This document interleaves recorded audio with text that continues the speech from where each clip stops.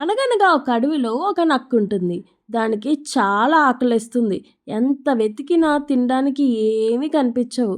అది అలా వెతుకుతూ ఉండగా దానికొక పిల్లి కనిపిస్తుంది. పిల్లొచ్చి నక్కతో "ఏమైంది నక్క బాబా ఇలా ఉన్నావు" అంటే నక్క జరిగిందంతా చెప్తుంది. ఇదంతా విన్న పిల్లి "సరే బావా, ఇక్కడ ఒక పెళ్లి జరుగుతుంది. అక్కడ భోజనాలున్నాయి. రా పద మనం వెళ్ళి తిందాం" అంటుంది. దానికి నక్క "అవునా? నిజంగా భోజనాలా? సరే సరే దా వెళ్దాం దా" అని చెప్పి తీసుకెళ్తుంది. అలా పిల్లి నక్క విందు భోజనానికి వెళ్ళి అక్కడున్నవన్నీ పిల్లి కొంచెం కొంచెం తింటూ ఉంటే నక్క మాత్రం కనిపించినవన్నీ తింటుంది ఫుల్లుగా. ఇంతలో జనం అలికిడి విన్న పిల్లి "బావా బావా పారిపో జనాలొస్తున్నారు" అని చెప్పి స్లోగా కిటికీలోంచి జారుకుంటుంది. కానీ అక్కడున్న నక్క మాత్రం ఫుల్లుగా తినేసి పొట్ట పట్టేసి అందులో దూరలేకపోతుంది. అయ్యో! ఇప్పుడు జనాలొస్తున్నారు ఏం చేయాలి అని ఆలోచిస్తూ దానికొక ఆలోచన వస్తుంది.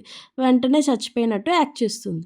ఇది చూసిన జనం నక్కేంటి ఇక్కడ చచ్చింది అని చెప్పి దాన్ని తీసుకుని వెళ్ళి బయట పడేస్తారు. వెంటనే అక్కడి నుంచి లేచిన నక్క పరిగెత్తుకుంటూ అడవిలోకి వెళ్ళిపోతుంది. ఇంకెప్పుడు ఇలాంటి ఉచిత విందు భోజనాలకు మాత్రం రాకూడదు అని ఫిక్స్ అవుతుంది. అనగనగా ఒక ఊర్లో ఒక జొన్న తోట ఉంటుంది. ఆ జొన్న తోటలో విత్తనాలు తినడానికి ఒక ఎలక వస్తూ ఉంటుంది.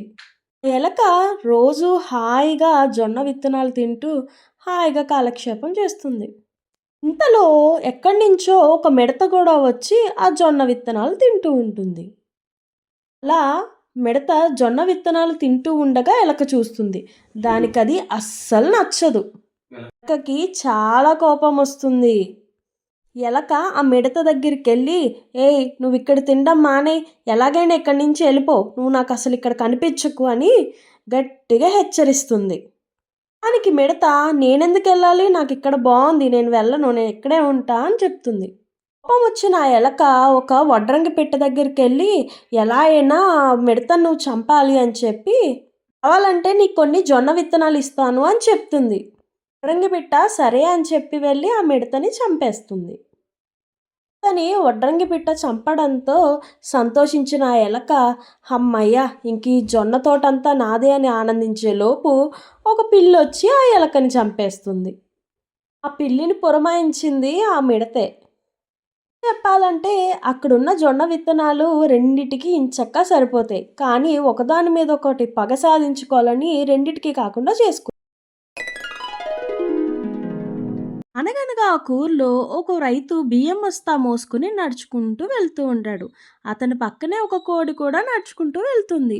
అనుకోకుండా అతని దగ్గరున్న బియ్యం బస్తా చెయ్యి జారి ఆ కోడి మీద పడుతుంది. అంతే, ఇంకేముంది, ఆ కోడి మీద పడగానే ఆ కోడి చచ్చిపోతుంది. ఇదంతా చూసిన ఆ కోడికున్న రైతు దగ్గరికి వచ్చి "ఏయ్ నా కోడిని నువ్వు చంపేసావు, అలా ఎలా చేసావు" అని చెప్పి అరుస్తూ ఉంటాడు. అంతే, అతను రైతు తప్పయింది, అనుకోకుండా చేయి జారింది, సరే కోడికి ఎంత అయిందో చెప్పు ఇచ్చేస్తాను అంటాడు. ఆ రైతు అబ్బే అదంతా కుదరదు, నువ్వు నా కోడిని చంపేశావు, ఆ కోడి ఏడాది మొత్తం గుడ్లు పెడుతుంది, ఆ గుడ్ల డబ్బులు కూడా నువ్వే ఇవ్వాలి అంటాడు. ఇదంతా విని ఆశ్చర్యపోయిన ఆ రైతు వెంటనే ఏం చేయాలో అర్థం కాక అవాక్కవుతాడు. దారిలో ఒక పెద్దాయన వెళ్తూ ఉండగా "ఏవండి మీరే వినండి, ఇతను ఏం చేస్తున్నాడో" అని చెప్పి మొత్తం జరిగిందంతా చెప్తాడు.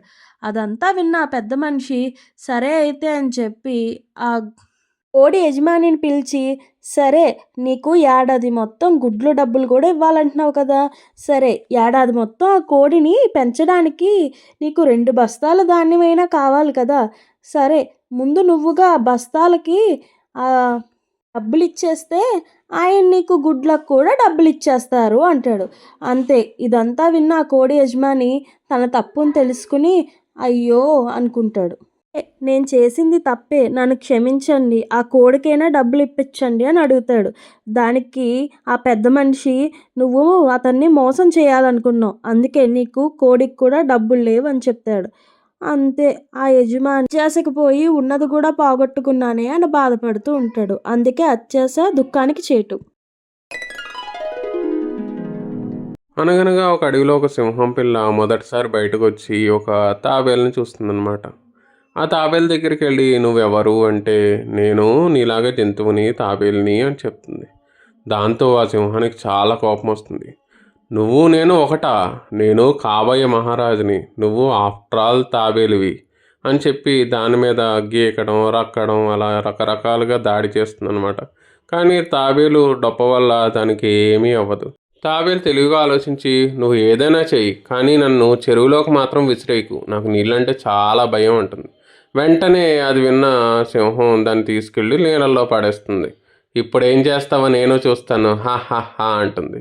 ఇంకేముంది, తాబేలు మెల్లగా అక్కడి నుంచి ఈదుకుంటూ వెళ్ళిపోయి, ఓసి పిచ్చిదానా, నేను బతికేదే నీళ్ళల్లోనే, నీకు ఆ విషయం కూడా తెలియదు, అందుకే నన్ను నీళ్ళల్లోకి విసరమన్నాను, బాయ్ బాయ్ గుడ్ బాయ్ అని చెప్పేస్తుంది అనమాట.